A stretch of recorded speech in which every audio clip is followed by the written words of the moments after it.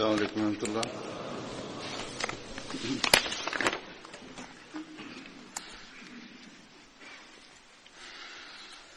أشهد أن لا إله إلا الله وحده لا شريك له وأشهد أن محمدا عبده ورسوله أما بعد فأعوذ بالله من الشيطان الرجيم بسم الله الرحمن الرحيم الحمد لله رب العالمين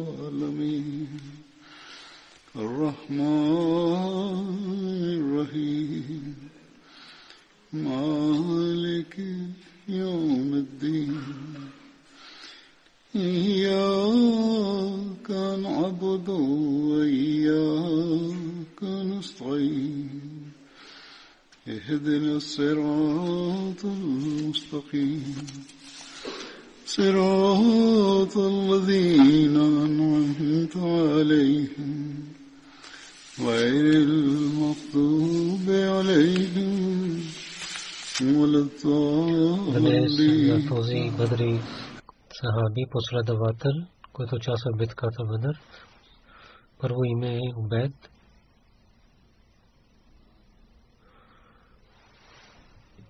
Убейд бин Абу Убейд бин Ансари Муси, пълното име беше Ибн Шам каза. Той беше племе Ос. Семейство Бану Умайя беше. Аз Убейд с пророка саллаллаху алейхи ва саллям участва в битката Бадър, Охад и в битката Хандак участвал. Нямаме повече информация за него. Втория последовател, неговото име Хазрат Абдулла бин Нуман, синът Балдама, дядо му Балдама или Балдам казаха. Хазрат Абдулла бин Нуман, неговото отношение от племе Саар, семейство Хазрач, семейство Бану Нас беше. Абдулла бин Нуман, Хазрат Абу Катада беше неговия казан от Вайчо. И битката Бадър и Охот той участвал.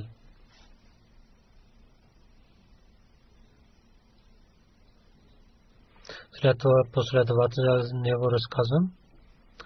Хазрат Абдулла бин Умейр. Хазрат Абдулла бин Умейр беше отношение племе Бану Джазара. Той участва в битката Бадър. Някой каза, че баща му не беше Умейр. Убейд казаха. И така и дядо му Ади казаха името му. И някои казват Харса. Ибн Хашам каза, че неговото отношение племе Бану Джадара беше, но Ибн Исаак каза, че племе беше Бану Харса. Двама написаха история и след това последовател, за който ще разказвам, Хазрат Амр бин Харис.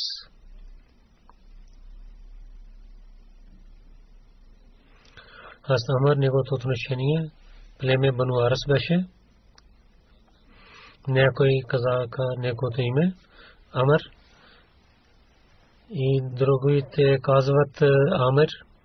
Неговото кратко име Абу Нафи беше. Хазрат Амр в началото при исляма в Мека той участва в преселване към Хабша втори път.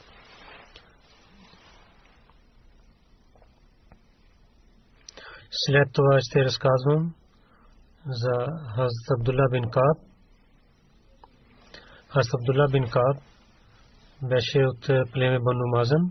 Баща му беше Кааб бин Амр, майка Луаб бинте Абдулла. Хазрат Абу Лейла Мазни беше неговия брат. Един син на Абдулла бин Кааб беше Харис. جو کہ زبیبہ بنت اوس беше неговата майка Аз Абдулла бин Кааб в битката Бадр участвал. На него пророк саллалаху алейхи ва саллям в деня на битката Бадр прави наблюдател на имуществото и на други места. Пророк саллалаху алейхи ва саллям на парите на Хумс той беше наблюдател. Аз Абдулла бин Кааб в битката Оход, Хандак и освен това във всичките битки той участвал с пророка саллалаху алейхи ва саллям. Аз Абдулла бин Кааб починал в Медина във времето на خلافت на Усман разилата на 33 хижри и Усман води неговото джаназе намаз. Неговото кратко име Абу Харис и Абу Яхя казаха. И след това ще разказвам последовател. Аз Абдулла бин Кайс. Аз Абдулла бин Кайс беше от племе Бану Наджар. Дядо му в книгите на история Халид казват, иначе в Табкатул Кубра името писаха Халада. Абдулла бин Кайс неговия син Абдурахман и син дъщеря беше Умера. Майка беше Суад бинт Кайс. И една другата дъщеря беше Умеон. Аз Абдулла бин Кайс битката Бадр и Оход участвал. Абдулла бин Мухаммад бин Амара Ансари каза, той стана мъченик в битката Оход, но другите казват, той не стана мъченик в битката Бадр, той беше жив и с пророка саллаллаху алейхи ва саллям във всичките битки той участвал. И в времето на Усман разилата на той починал. Там има в историята има разногласия, за това разказвам. И след това ще разказвам последовател Салама бин Аслам. Салама бин Аслам племе Бану Хаса бин Харис беше. Баща му Аслам беше. Някой каза дядо му Хариш беше и другите казват Харис беше.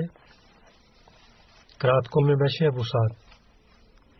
Салама бин Аслам майка му Суад бин Рафи беше. Салама бин Аслам битката Бадр и Оход и битка Хандак и в другите всичките битки той участвал с пророка саллалаху алейхи ва саллям. В битката Бадр Сайб бин Убайр и Номан бин Амр той ги прави пленници. Асаб бин Атрам в времето на Умар в битката Джисъл той стана мъченик, който беше до реката Фурат. И в предишните проповеди за тази война с разказа беше много голяма война, която беше между мусулманите и иранците. И Джисър казват на мост. Там направиха един мост и чрез това мусулманите други отидоха в другия район. В тази битка използваха слонове от ираните и много хора умираха. Мусулманите много там станаха мъченици. Когато той почина с разногласия в традициите, той казва, че той беше 38 годишен. Арама Нурдин Халбин известна книга Сиртул Халбия в битката Бадр. Пророк саллалаху алейхи ва саллям казва, че как бяха чудеса, че в битката Бадр Салама бин Аслам неговата сабия беше чупена. Тогава пророк саллалаху алейхи ва саллям давайки на него колон от формите казаха, че воювай с това. Салама бин Аслам когато възее това стана като една сабия, това винаги беше до него. Шара Заркани и в Далайл Набуат пишат, че в деня на Бадър Салма бин Аслам неговата сабия беше чупена, той беше с празни ръце, той нямаше оръжие. Пророк саллалаху алейхи ва саллям дал на една колон, че воювай с това е една сабия. И в която беше до него в битката Джисър. Ибн Сар каза,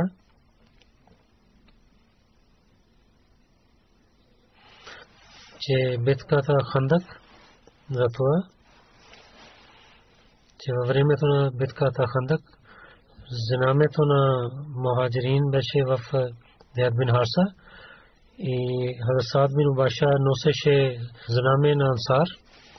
Пророк саллаллаху на Салма бин Аслам го прави наблюдател на 200 човека. Тези групи бяха на различни места.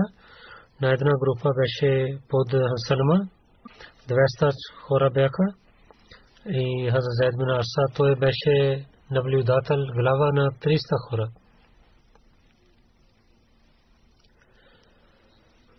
И неговата работа беше, че той ще пази Медина и на висок глас ще рецитира такбир, Аллаху Акбар, че Бану Курайза, където имаха само жени и деца, че хората можаха да нападнат на това място. Пророк саллалаху алейхи правиха опит да го убиват. Хазрат Мирза Башир Ахмад пише, че битката Азад, когато мусулманите победиха, тогава курайшите много се ядосваха и този огън повече имаше пари в сърцето на Абу Суфиян, който беше глава в Мека, и той имаше много унижение, сражение в битката Азад и Абу Суфиян имаше този огън, изгаряше с този огън. И когато излиза това от неговото ръце, и той показва тогава с този огън, и куфарите наистина най-повече истинския, те имаха враждебността с съществото на пророка саллаллаху алейхи ва саллям. Затова Абу Суфиян това мислеше, че няма полза от войните. Тогава скрито, правейки план на пророк Мухаммад саллаллаху алейхи ва саллям, него да убиваме, да правим такъв план. Той знаеше такава нещо, че при пророка саллаллаху алейхи ва саллям, че хората не защитават на него. Понякога той става сам и отива тук натам. В държавата, в града той сам отиваше и в Масджид Набви 5 пъти той идваше. И по пътя и свободно той оставаше. Нямаше за по-хубава възможността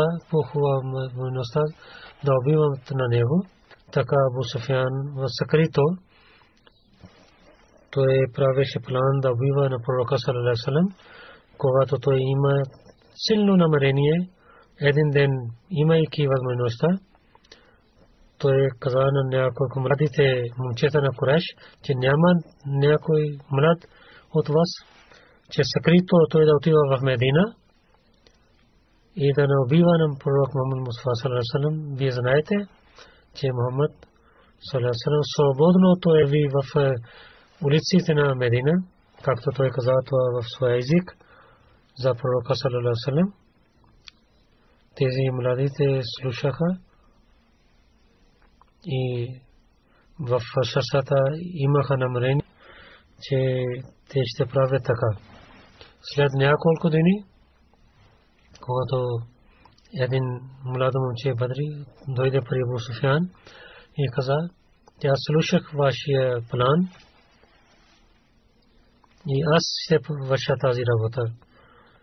Аз съм силно сърце и аз много веднъж нападам. Ако давайки тази работа на мен, ако ще помогнете на мен, аз на Мухаммад саллалаху алейхи ва саллям ще съм готов да убивам на пророк Мухаммад. И аз имам такъв нож, който ще стане при мен скрито. Това е скрито в моите дрехи. И аз ще нападна на Мухаммад саллалаху алейхи ва саллям. И след това ще тича там, избягам там. И мусулманите не могат да хванат мен. И аз зная пътя към Медина. Абу Суфиян каза. Той много се радва. Каза, ти си нашия човек. След това Абу Суфиян. И много хубава камила дад и храна за пътя. И така го изпрати. И го посвети, че да не казваш това на никой. Излизайки от Мека, този човек през деня, скривайки, през нощта пътувайки, отиваше към Медина. В шестия ден той пристигна в Медина. И питайки на пророка саллаллаху алейхи ва саллям, отиде в джамията на племе Бани Ашал, където пророк саллаллаху алейхи ва саллям там беше в тези дни. Нови хора идваха в Медина. Затова никой мусулманин имаше, не знаеше за него нещо, че защо той е дошъл. Не съмняваше за него. Когато пророк саллаллаху гледа, че той идва при него, пророк саллаллаху каза, този човек има лошо намерение. Слушайки тези, пророк саллаллаху каза на висок глас, тези думи пристигнаха до него. Той бързо дойде при пророка, но един ансар брава, Усайд бин Хузайф, веднага отиде го хвана. И така той хвана неговия нож. Така той каза, че ти си прави мен ранен. Когато хванаха на него, тогава пророк съм питал и казва истина, че ти кой си, защо си дошъл. Той каза, че ако ще дадете прошка, тогава ще казвам. Пророк съм каза, че ако казваш истина, тогава ще ти дадем прошка. Тогава той цялата случка каза при пророка саллаллаху алейхи ва саллям и също каза, че Абу Суфиян толкова прави договор за обещал за награда и след това той няколко дни остана в Медина, живеейки в Медина и слушайки думите на пророка саллаллаху алейхи ва саллям, той прие исляма. Абу Суфиян, когато прави такава нещо, и това беше много нужда, че мекаисите да знаем какво те искат да вършат, че да има информация какви намерения те имат, как те правят скрито планове. Това пророк саллаллаху алейхи ва саллям изпрати двама последователи, Амар бин Умайя, Замри и Салма бин Аслам, за който разказвам, ги изпрати към Мека. И сказа, че както Абу Суфиян прави, Абу Суфиян също позволи, ако има възможността, те могат да убиват на Абу Суфиян. Но когато Умайя и неговия приятел пристигна в Мека, курайшите гледаха и двама последователи пак се върнаха към Медина, пазейки своя живот. По пътя и те гледаха двама хора на Курайш, на които Курайш ги изпратиха да знаят за мусулманите и за пророка саллаллаху алейхи ва саллям да знаят. И няма съмнение, че могат да правят друг план да убиват на пророка. Те, може би те отидоха в Медина да скрито да нападнат на пророка съвсем да го убиват. Но Бог така благослови, че Умайя и Салма бин Аслам, те знаеха, че те как скрито вземат новини. Те нападайки на двама и ги правиха. И те воюваха с тях в тази война. Един човек беше убит и на другия човек беше хванат от мусулманите и взеха за тази срия разногласие има в историците. Ибн Шам казват 4 хиджри, Ибн Саад казват 6 хиджри е тази случка. Алама Заркани и Силани казват, Ибн Саад каза истина. Хазрат Мирза Бешир Ахмад Сахиб, гледайки на всичките мнения, казват, аз разказвам, това е 6 хиджри. Allah знае добре. Ибн Саад и Беки също казва това, но там не пише времето. В договор Худайбия Салма бин Аслам така разказва за него, че Умар каза, че в деня на договора на Худайбия аз гледах на пророка саллаллаху алейхи ва саллям, той седеше и Баад бин Бишр и Салма бин Аслам двама, вземайки, носейки и железни дрехи, пазиха на пророка. Когато Сухайл бин Амр с висок глас говори, двама казаха, че тихо говориш пред пророка саллаллаху алейхи ва саллям. С тих глас да говориш пред пророка. Това е техният атрибут, който на това време те правиха. След това ще разказвам последовател. Хазрат Уқба бин Усман.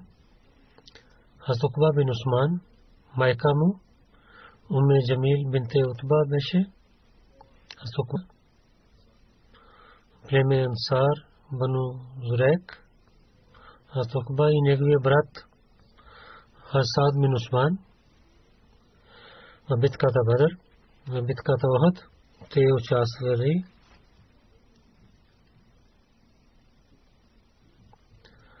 В книгите на история пише, че битката Ухуд някои хора, които и там бягаха там, двама човека, Хазрат Уқба бин Ман и Хазрат Саад бин Усман бяха. Че това е за планина Аваз, те пристигнаха до място и 3 дни те останаха там. Аваз до Медина няколко мили има едно място. Когато двамата се върнаха пак при пророка саллаллаху алейхи ва саллям, те казаха, това пророк саллаллаху алейхи ва саллям каза, че вие отидохте там, там беше улеснена работа. Пророк саллаллаху алейхи ва саллям и скри тяхната работа и ги прости от тяхната слабост и не наказал на тях. И след това последовател Хазрат Абдулла бин Сахал. Хазрат Абдулла бин Сахал, племе Бани Заура, Бану Ашал беше приятел и също казва, че Хусани беше. Хазрат Абдулла, неговото име, някои казват Заид и някои казват Рафе. Майка на Хазрат Абдулла Саба бинте Тайхан беше, която на Абул Хасан бин Тайхан беше нейният брат. Той беше брат на Рафе бин Сахал. Хазрат Абдулла участва в битката Бадър. Неговият брат Хазрат Рафе с него в битката Ухуд и Хандак участвал. Хазрат Абдулла в битката Хандак той стана мъченик. Бану Курайз и хвърлейки един лак към него го прави мъченик. Мугира бин Хаким каза, че ана питах на Абдулла, дали ви участвате в битката Бадър? Той каза да. Аз също участвах в Бейте Акба и с Амраул Асад, който е едно място до Медина 8 мили. Той също участвал в това в книгата Сиратун Наби саллаллаху алейхи ва саллям. Субулул Худа така пише за него, че Хазрат Абдулла бин Сахал и Хазрат Рафе бин Сахал двама братия, който беше от племе Бану Ашал, когато двама те дойдоха обратно от битката Ухуд, те бяха много ранени. в войната бяха ранени. Абдулла беше повече ранен, когато тези двама братия до място Хамраул Асад и искаха, слушаха заповед пророка. Един каза на другия, че кълня се името на Бога, че ако с пророка саллаллаху алейхи ва саллям няма да участваме в битката, тогава ще изгубим много. Те бяха ранени, но въпреки това те имаха желание. Те имаха силна вяра.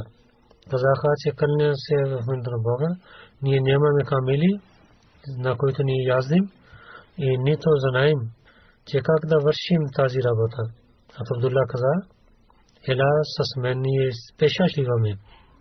Рафи каза, с името на Бога, аз нямам сила, защото съм много ранен. Него брат каза, че бавно ще вървим и ще отиваме при пророка саллаллаху алейхи ва саллям. Тогава те нападайки и ставайки отидоха. Рафи беше слаб. Някой Абдулла носи на Рафи, някой той пеша вървеше. Двама бяха ранени, но той, който беше по-добър, вземеше на другия на гърба си, но отидоха при пророка. С слабостта те не можаха да вървят. До Иша те двама пристигнаха при пророка саллаллаху алейхи ва саллям. Последователите изгариха.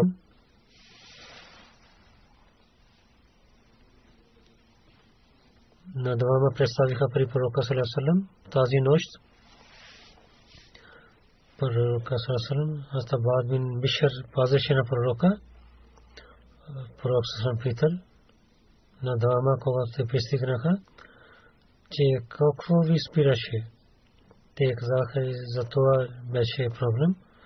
Тогава пророк саллаллаху се молейки за добростта на тях, че ако имате дървия вод, вие ще гледате, че вие ще имате коне и камили и много добри неща, вие ще имате за яздането. Ако ще имате дървия вод, тогава ще гледате всички тези неща, Бог ще ви даде. Но също каза, че че те няма да бъдат по-добри от това пътуване, който така вие нападайки и ставайки сега пътувахте. Това благослови, което е свързано с това пътуване и които са благодати свързани, те са повече от всичко. И битката Хамраул Асад, какво беше, за който те отидоха с пророка саллаллаху алейхи ва саллям, за него. Това Хазрат Мирза Башир Ахмад Сахиб пише, че пророк саллаллаху алейхи ва саллям и неговите последователи, когато се върнаха битката Охот и битката Хамраул Асад, за това има пише след битката Охот в Медина много хората имаха страх, че въпреки това, че курайшите отидоха към Мека, се върнаха, пак имаше страх, че само те да не правят нов план. И те имаха победа в Охот и те се върнаха към Мека. Но мусулмани имаха страх, че да не стане така, че така да правят нов план и пак да се върнат да нападнат на Медина. И веднъж нападайки така нападна Медина. Затова тази нощ, че има се защита на хората заради това съмнение. И къщата на пророк саллаллаху алейхи ва саллям, цяла нощ пазиха на къщата. Сутрин знаеха, че не беше така, защото до фаджр молитва пророк саллаллаху алейхи ва саллям имаше тази новина, че войска на Курайш остана до Медина. И главите на Курайш говорят помежду си, че те да нападнат на Медина.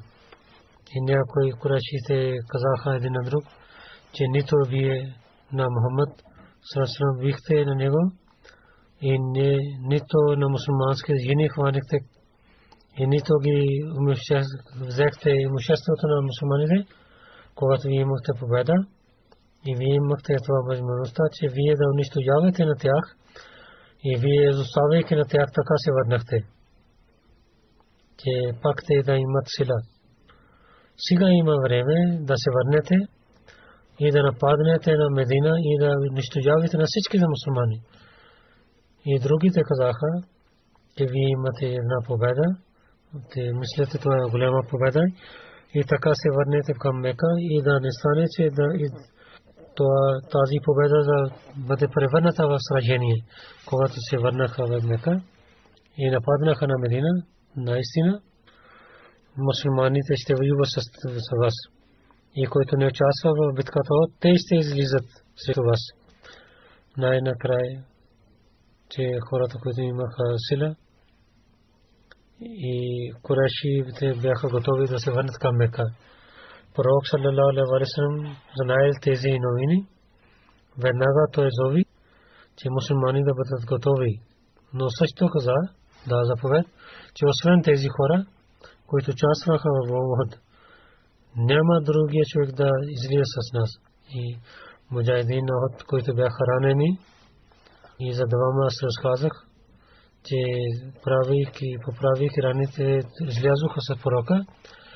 Това време мусулманите с радост и сила излязоха, че както те имаха много голяма победа, искаха върнат на враговете си.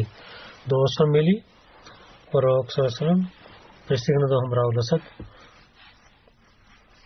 Там, където имаха няколко мъртви мусулмани, те имаха, че те бяха тези хора, които пророк саллаллаху изпрати след Курайш, на които Курайшите ги убиха. Пророк саллаллаху алейхи ва саллям погреби в един гроб на тези мъченици. Беше вечер. Пророк саллаллаху каза, тук ще останем. И каза на полето на различните места да изгаряте огня. Да изгаряте огня на различни места, гледайки в полето на Мраваса. Там 500 места бяха и от далечното място то действаше на хората, че тук има много хора. И има много големите кемпове. На това място един човек на невярваща глава, Мабнаби от племе Уза, той дойде при пророка саллаллаху и за мъртвите хора в Ухуд. И той ги съжали и пак се върна. Втория ден, когато мястото Роха, това е едно друго място, което е 40 мили до Медина, там пристигна. Какво гледа? Те Курайшите там стоят, които искаха пак да се върнат в Медина и приготвяха към Медина. Мабът отиде при Абу Суфиян и каза, че какво искаш да правиш? Кълня се името на Бога. Аз на Мухаммад и неговата войска в Хамра ул-Асад ги изоставих. Там ги изоставих. И толкова хора има, силна войска има, че не гледат пред това. И това в битката Ухуд, който те имат толкова сила, че гледайки на вас, те ще ви убиват на вас, ще ви ядат и унищожават. Абу Суфиян и неговите приятели. Тези думи действаха, че изоставяйки да се върнат към Медина, пак се върнаха към Мека. Пророк саллаллаху алейхи ва саллям, че Курайшите така избягаха, той благодари на Бога за, че това е сила на Бога, който той беше хвалил над сърцата на Курайшите. В Хамра ул-Асад пророк остана 2 дни и след 5 дни той пак се върна в Медина. Следващия последовател Хазрат Утба бин Рабия. Хазрат Утба, неговото отношение беше племе, за който има разгласие в историците. Ибн Сакза Утба бин Рабия. Племе беше Лозан и беше племе Лоза. Някой каза, беше приятел на Ос в битката Бадър и Ухуд той участвал. Лама ибн Хаджар Аскалани каза, че в битката Ярмук, който участваха, един от беше Утба бин Рабия. Той каза при мен, той е същият последовател. За битката Ярмук така пише 12 хиджри от Абу Бакр разияллаху анху, когато от Хаджлак пак се върна в Медина. В началото на 13 хиджри той изпрати мусулманската войска към Сирия, Амр бин Ас към Фалестин, Язид бин Абу Суфиян, Абу Убайда бин Джарах и Язид Шураби бин Хасана да започне към Сирия до Туркия да пристигнат. Абу Бакр Халид бин Сарис го прави глава, след това Язид бин Суфиян каза, той ще стане глава. 7000 муджахидите отидоха към Сирия. Исламската войска глави, вземайки своите войска, пристигнаха в Мисър. Харкад дойде в Химс и ромите имаха много голяма войска и за война той прави различните глави, гледайки готовността на враговете, мусулманите. Някои бяха нови мусулманите, те се страхуваха, защото мусулманите бяха 27 000 и гледайки това Амр бин Ас каза, че вие да се събирате на едно място. Защо когато се събирате, въпреки че вие се малко, че да дадат сражение на вас, това не стане ясно за малко те на войска, но ако ще стане заедно, тогава те не могат да вземат победа над вас. Ако всеки глава, че няма да стане, който да помага на другите, защото на всеки има много голяма войска. Така говориха, мястото на Ярмук всички мусулмани се събират. Този съвет Абу Бакр изпрати на мусулманите, се събирайки да станете една войска и да воювате с хората на идолите. И вие помагате на Бога и Бог помага на вас и Бог ще даде унижение на онези, които отказват на Него. Въпреки че вие сте малко, но ще имате победа. Абу Бакр изпрати това съобщение, че въпреки че вие сте малко, но ако ще имате силна вяра и сузамно, ставайки сузамно, ако ще воювате, тогава ще победите, защото вие воювате заради Бога. След това каза, че 10 000, ако някои хора, грешните хора, ще стават срещу, тогава те ще имат сражение. Ако вие сте 10 000 и ако сте повече, но тези хора, които вършат грехове, които вършат лошития, те ще имат сражение. Пазете себе си от греховете и да чистите и да станете единни. И в Ярмук да се събирате заедно, всеки глава да се моли с войската си. Сафа 13 хиджри до Рабиул Сани мусулманите воюваха с румите. Мусулманите нямаха победа. Абу Бакр по това време на Халид бин Валид като помощ от Ирак каза да пристигне в Ярмук. Халид бин Валид, той беше гвърнор на Ирак. Преди Халид да пристигне, всичките глави, вземайки своята войска, воюваха. Пристигайки там, Халид се събира на всичките мусулмани. Тогава всичките правиха глава на Халид бин Валид. Румите бяха повече от 200 000, 240 000 и мусулманите бяха 37 000 до 46 000. Беше една пета част. Румите войска беше тяхната сила, че 80 000 има и 40 000 те свързиха се един на друг да воюват така, да дадат своя живот, а да не бягат от това, че те само да воюват и се умират. Няма друго нищо. И тези хора така свързиха с главите си. И 80 яздени хора и 80 пеша войска беше. Много отеци бяха с войската. И войска Абу Бакър разилата рано. Джамадилула, той стана болен. И в Джамадилухра той почина. Инна лилахи инна илайхи раджиун.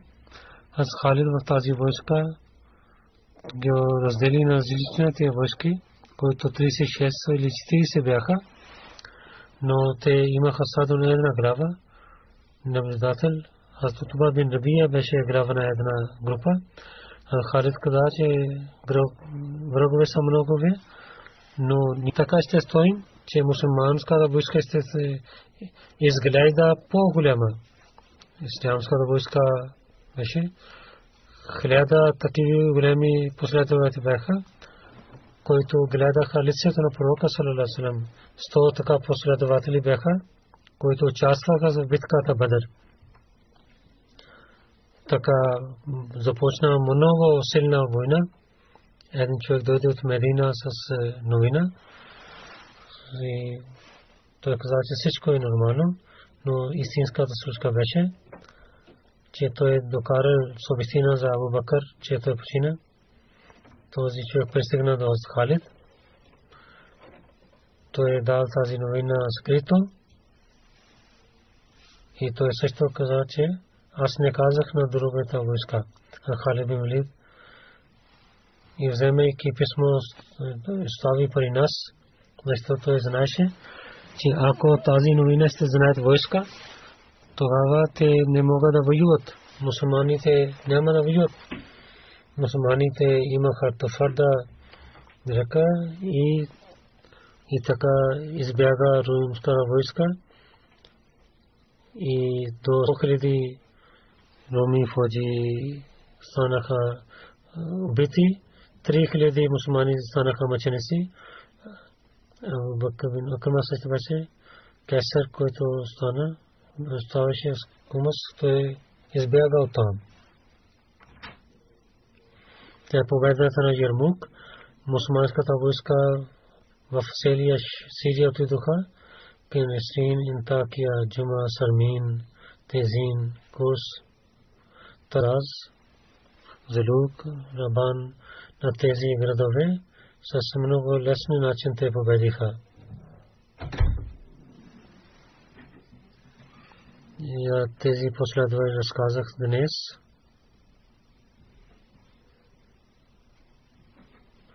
Може би след Рамазан ще разказвам за другите.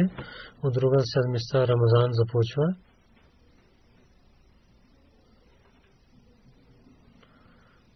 Сега едно джаназе след петичната молитва. Госпожа Сайба Сабия Бегам Сайба, който на внук на обещания Масия Расулуллах.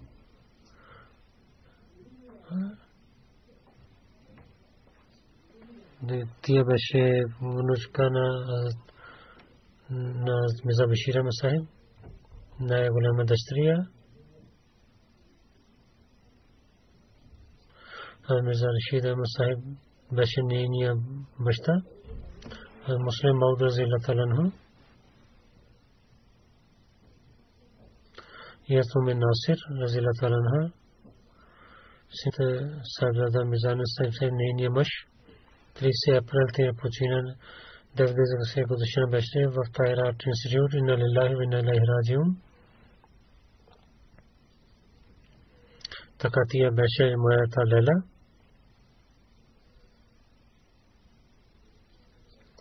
Мирза Рашид Масахиб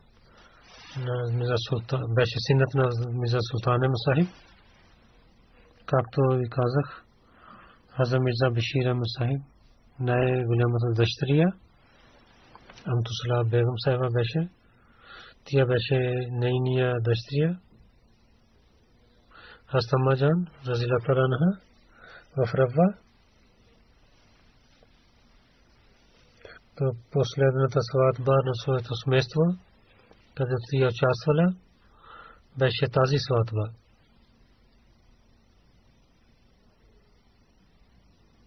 Тя на четвъртия халиф, Рахматуллах таала, жена му, Сайда Асфа бегум Сайба, тя беше голямата сестра на нея. Една сестра и три братия има, освен нея. Нейна сестра Аниса Фозия Саба пише, че тя беше най-голяма дъщеря на своите родители. Затова в решението винаги родителите говориха с нея и много уповаваха на нея. И тя също уповаваше и изпълняваше желанието на своите родители и така възпитава тия на малките братия и сестри.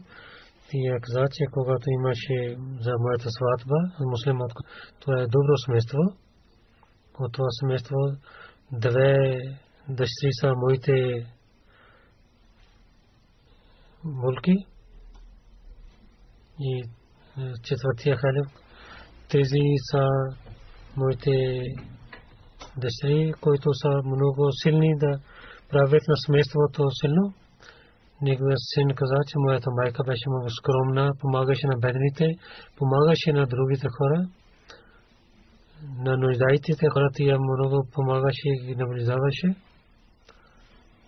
И много добра жена беше на бедните винаги, колкото беше възможно за нея помагаше. Наистина тези атрибути при нея.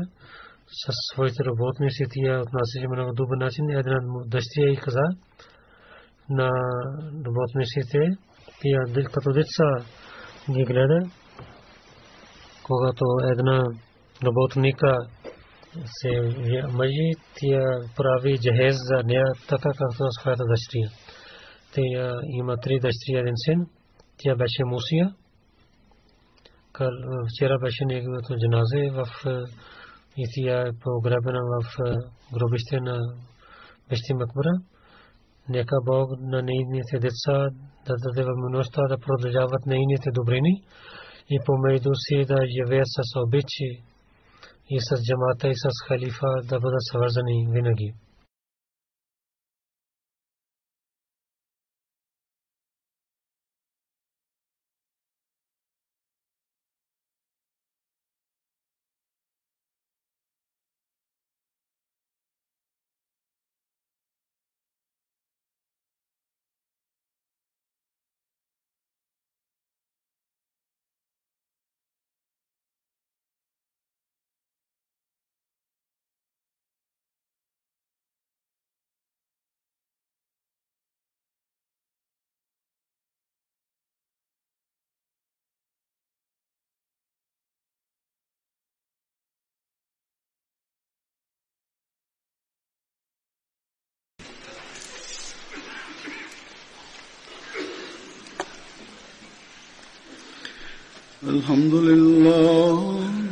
الحمد لله نحمده ونستعينه ونستغفره ونؤمن به ونتوكل عليه ونعوذ بالله من شرور أنفسنا ومن سيئات أعمالنا من يهده الله فلا مضل له ومن يضلله فلا هادي له ونشهد أن لا إله إلا الله ونشهد أن محمدا عبده ورسوله عباد الله رحمكم الله إن الله يأمر بالعدل والإحسان وإيتاء ذي القربى وينهى عن الفحشاء والمنكر والبغي يعظكم لعلكم تذكرون اذكروا الله يذكركم وادعوه يستجب لكم ولذكر الله أكبر